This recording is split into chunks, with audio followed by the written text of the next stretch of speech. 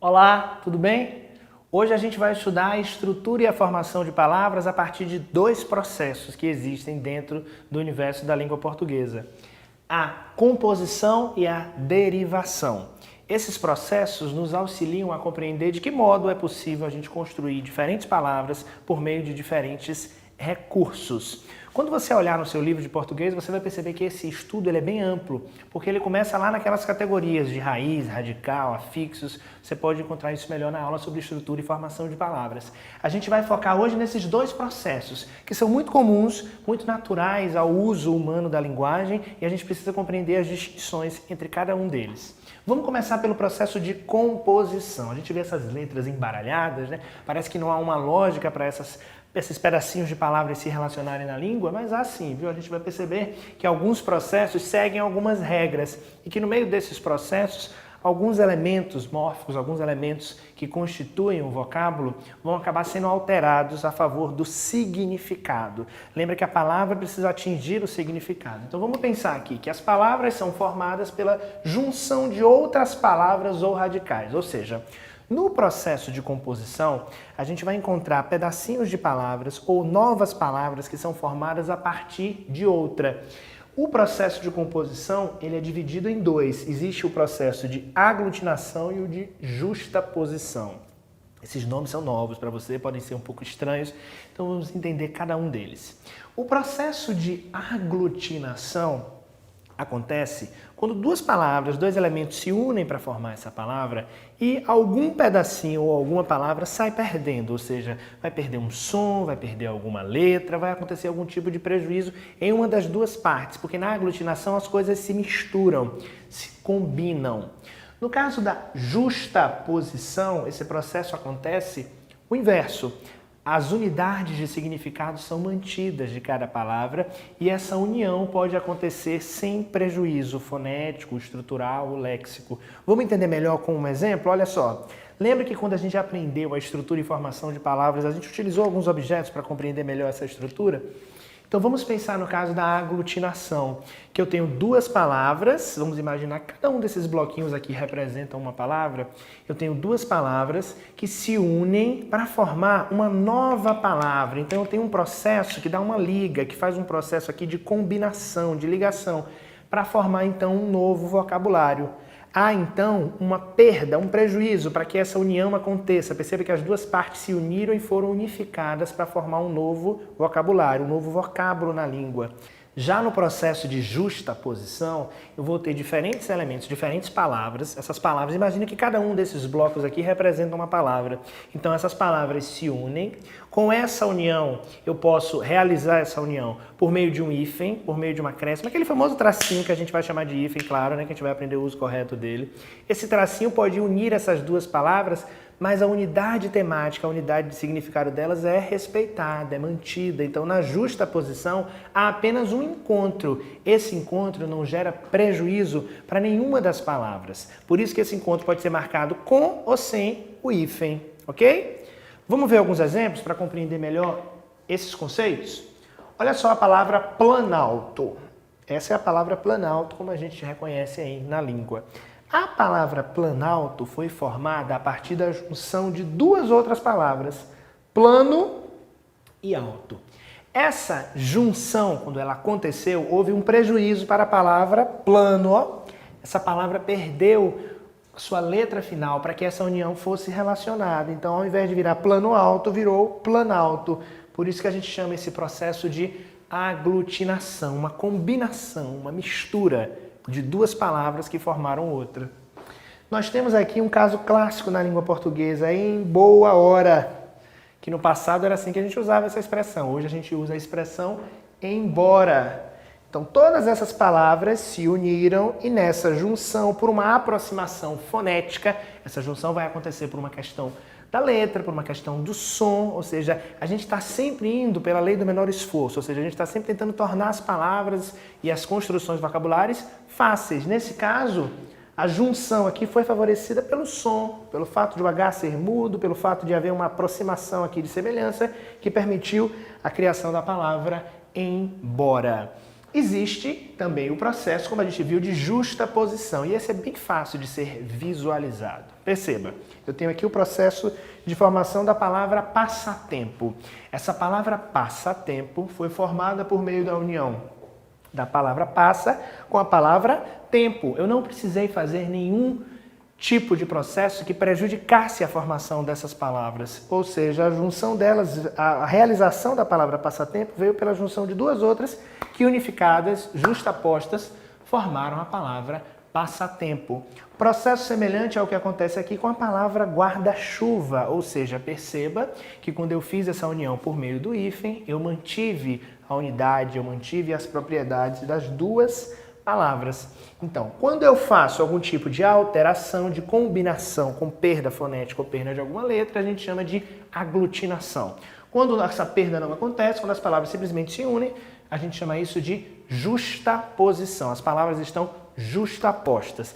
Esse é o processo de composição, ok? Vamos aprender agora o processo de derivação. Quando a gente fala em derivação, a gente lembra que existem palavras primitivas e palavras derivadas. As palavras primitivas são aquelas que apresentam o significado primeiro, ou seja, o significado original da palavra. Por meio dela, a gente cria muitas outras. É o caso clássico da palavra pedra que gera a palavra pedreiro. Existiu uma primitiva que tornou possível a criação de uma derivada. Existem alguns processos de formação, alguns processos de derivação. Vamos memorizar que a derivação acontece quando a gente faz o acréscimo de afixos. O que é que são afixos? São aqueles pedacinhos de palavras que a gente coloca no início ou no final. No início a gente chama de prefixo, no final a gente chama de sufixo. A derivação prefixal, então, ela acontece quando a gente coloca um prefixo. É o caso da palavra desmontar. Do verbo montar, eu criei a palavra desmontar com o acréscimo do prefixo des. Isso vai acontecer em outros verbos e em outras palavras da língua portuguesa. Desmontar, prefixo acrescido à palavra que já existia. Então, nesse caso, a gente chama essa derivação de derivação prefixal. No caso da derivação sufixal, ela vai acontecer quando a gente acrescenta uma parte no final da palavra. Esse acréscimo, muitas vezes, além de inserir um novo significado, de criar uma nova palavra, a gente também acaba fazendo uma alteração de classe gramatical. Olha só como isso acontece. Eu tenho a palavra alegre, que é, do ponto de vista morfológico, um adjetivo, acrescento o sufixo mente, gerando assim a palavra alegremente. Essa palavra, quando formada, deixou de ser o sentido original de alegre, que é um sentido de adjetivo, de classificação gramatical de adjetivo, e se transformou em um advérbio. Então perceba que o acréscimo do sufixo não apenas criou uma nova palavra, como também mudou a classe gramatical. Vamos ver agora o caso da palavra enriquecer. Enriquecer é um exemplo de derivação que a gente chama de derivação parasintética. Que derivação é essa? No caso da derivação parasintética, o que acontece é o acréscimo simultâneo de prefixo e de sufixo, ou seja, ao mesmo tempo a gente faz o acréscimo desses dois elementos. Perceba que eu tenho a palavra enriquecer com o prefixo em e o sufixo ecer, que vai acontecer também em outras palavras, tais como amanhecer, por exemplo. Então, nesse caso, onde a gente coloca um prefixo e um sufixo ao mesmo tempo na palavra, a gente chama essa derivação de parasintética. Outros dois processos comuns de derivação na língua portuguesa. A derivação imprópria. Que derivação é essa? Por que esse nome? Porque no caso da derivação imprópria, as palavras mudam de classe gramatical. Olha só como isso acontece. Perceba que nesse exemplo eu tenho o não nos chocou. Aqui eu tenho uma construção com artigo.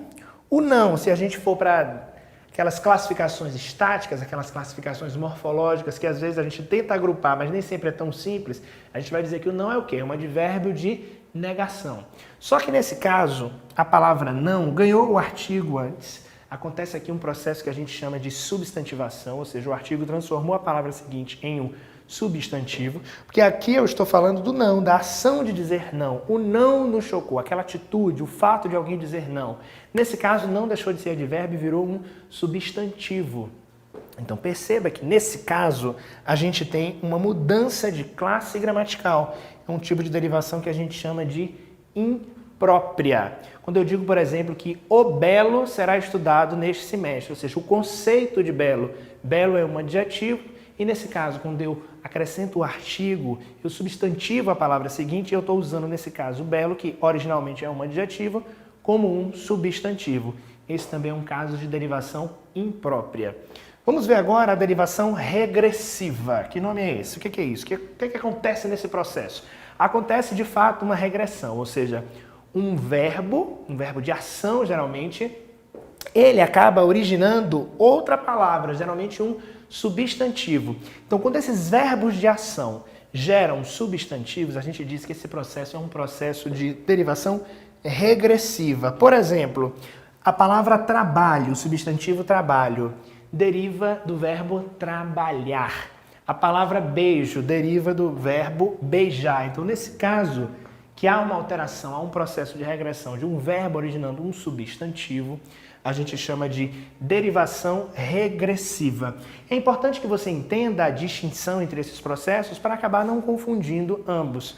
Percebe que quando eu falo em derivação, esse embaralhamento das letras, ele vem da palavra primitiva para a palavra derivada, ou seja, existe uma raiz, existe uma palavra principal, existe um grupo de palavras que nos ajuda e os acréscimos que são feitos de prefixos, sufixos e as alterações que são feitas de classe são feitas a partir de uma palavra primeira, de uma palavra primitiva. Por isso que a gente chama esse processo de derivação. No caso da composição, as palavras já existem e elas são ressignificadas, elas são transformadas, seja por meio de uma junção que propõe algum tipo de perda, seja por meio da junção que não propõe a perda, mas que propõe às vezes um acréscimo, por exemplo, de um hífen ou não. Lembre-se sempre para não confundir, ok? Composição e derivação. E não esquecer que a gente está falando de formação de palavras. Os processos de composição e derivação são os mais importantes, mas existem outros, ok? Que serão temas de outra aula. Espero que você tenha compreendido o assunto da aula de hoje, então, composição e derivação. Cuidado na hora de escrever, veja se tem hífen ou não. Cuidado também na hora de reconhecer esses tipos de derivação, ok? Muito obrigado.